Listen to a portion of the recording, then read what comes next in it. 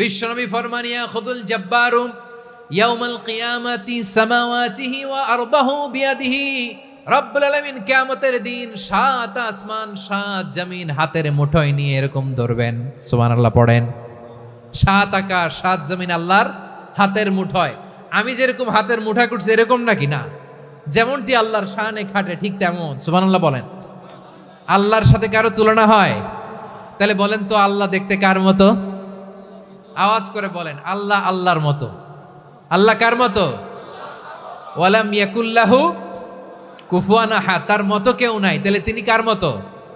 তার মতো। আওয়াজ করে বলেন বারুয়াখালী, তিনি কার মতো? তার মতো। আল্লাহ তাআলা সাত আকাশ সাত জমিনকে হাতের মুঠোয় নিবেন। মুঠোয় নিয়ে বলবেন আনাল জব্বার। আরে আমি তো জব্বার। আইনাল জব্বারুন। দুনিয়ার স্বৈরাচারীগুলো আজকে কোথায়? দুনিয়ার জালিমগুলো কোথায়?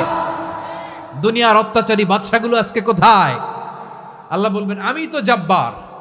দুনিয়াতে যারা জব্বার বলে নিজেদের দাবি করতো, স্বৈরাচার, ডিক্টেটর, জালিম, অত্যাচারী, আজকে তোরা কোথায়?